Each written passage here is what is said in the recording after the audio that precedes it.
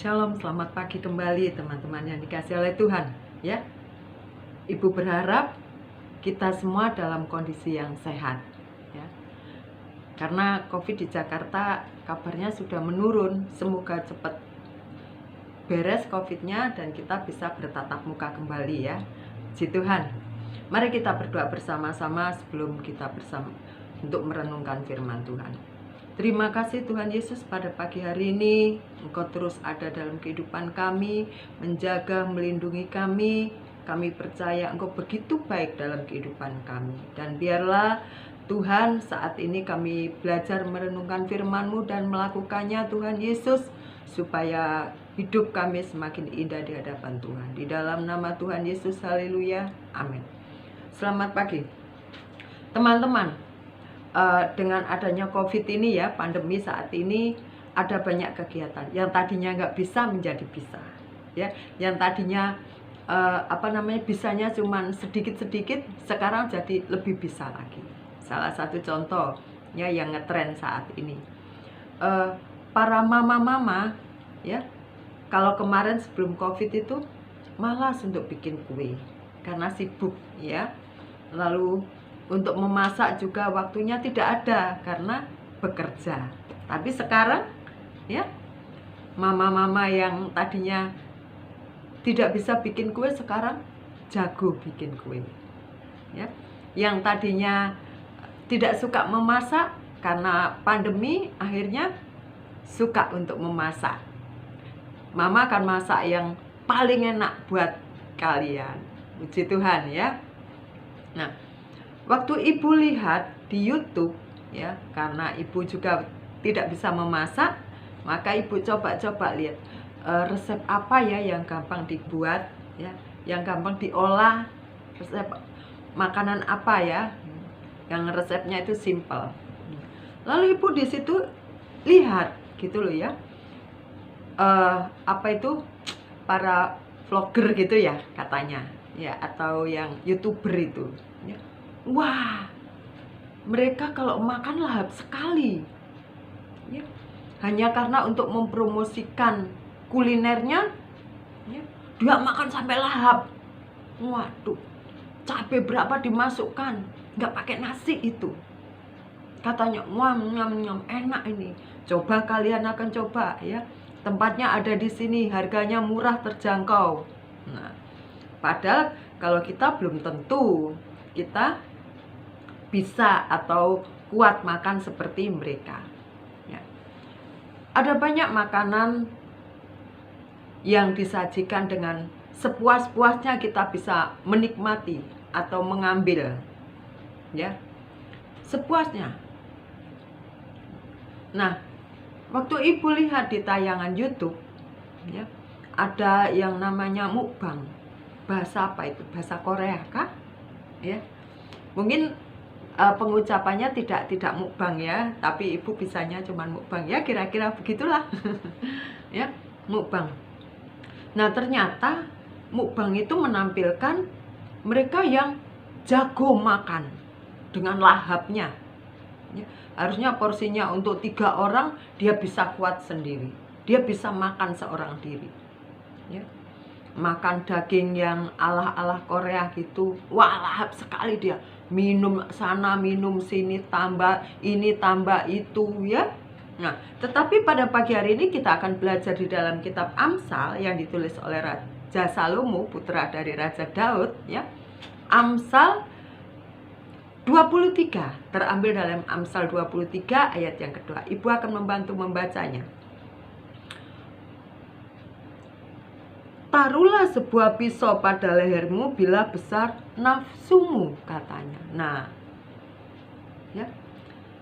Taruhlah sebuah pisau pada lehermu bila besar nafsumu. Nafsu apa ini? Kalau urusan pisau, urusan leher, berarti nafsu makan. Ya. Makanan itu selezat apapun, seenak apapun, cuman masuk mulut melewati sebatas ini. Ya. Setelah itu dicerna, ya begitu deh. Ya, tadi di sini Raja Salomo bilang, taruhlah sebuah pisau pada lehermu bila besar nafsumu. keinginan makan yang tidak terkendalikan itulah supaya kita bisa mengontrol, ya. Bahasa gampangnya itu supaya kita tidak menjadi orang yang rakus. Ya, kalau tidak dikontrol kan, makanan apa saja masuk dalam mulut kita. Mulut kita ini kecil, ya, tapi diisi apa saja masuk, nggak ada nolak. Padahal perutnya menolak, udah nggak kuat, sudah nggak mampu, mau meletus, tapi mulutnya masih bisa buka. Sini, apalagi yang kamu masukkan, ya. Nah, teman-teman yang dikasihi oleh Tuhan, tahun 2020 kemarin, ya, yang vlogernya orang Cina itu yang namanya Wong itu, Wang itu ya, Wang kali. Karena dia melakukan mukbang itu begitu kuatnya, sementara organ tubuh usus gitu kan tidak seperti yang kita bayangkan. Makan sebuahnya, akhirnya dia sakit, ya. Dilarikan ke rumah sakit. Pas 7 hari Wang ini meninggal, ya, vlogger ini tadi. Dokter mengatakan dia tidak bisa nafas karena nafasnya tertutup gitu dengan makanan itu, ya, sehingga untuk tarikan nafasnya terlalu sulit. Akhirnya vlogger ini yang namanya Wang ini meninggal. Nah, dalam hal ini yang kita pelajari adalah teman-teman, di dalam kitab Bilangan 11 ayat yang keempat, Ibu bacanya ya. Bilang begini, orang-orang bajingan yang ada di antara mereka kemasukan nafsu rakus, dan orang Israel pun menangislah pula serta berkata, siapakah yang akan memberi kita makan daging? Ya, pada saat dia keluar dari Mesir menuju ke tanah Kanaan, di dalam perjalanan, ya, mereka kan bersungut-sungut orang Israel. Waduh, tadi di Mesir kita enak, bisa makan, minum, sekarang nggak ada makanan. Ya, waktu Tuhan kirim makanan mana, sudah dikasih tahu, ya, 1 orang 1 gomer. Kalau enggak dia akan busuk menjadi ulat. Tapi mereka nggak peduli, ambil sebanyak-banyaknya. Ambil, temannya nggak kebagian, nggak peduli. Yang penting aku puas, aku happy. Ya, akhirnya mana itu menjadi ulat, karena untuk besoknya nggak bisa. Setiap pagi itu mana itu akan turun, Tuhan kirim. Tuhan kirim juga burung puyuh. Waduh, orang-orang ini ya, mumpung, ilmu mumpung, aji-aji mumpung katanya, ya. Ada kesempatan kita gunakan sebaik-baiknya. Itu orang Israel. Tetapi kita adalah orang-orang Israel yang sungguh-sungguh mengasihi Tuhan, yang mau mendengar firman Tuhan, yang mau hidup seturut dengan Tuhan. Tentu kita tidak seperti orang Israel yang tegar tengkuk, karena kita sudah hidup baru. Si Tuhan, amin. Oleh karena itu, teman-teman ya, apa sih yang harus kita lakukan kalau kita lihat di depan kita ada makanan banyak nih?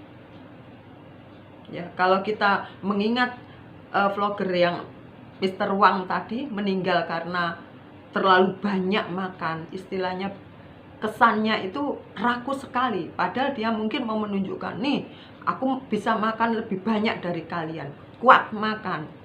Ya, kita tidak bisa seperti itu, ya. Tetapi kita harus makan secukupnya.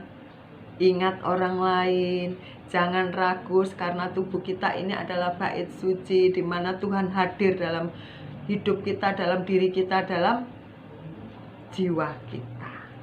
Ya, selamat pagi teman-teman ya.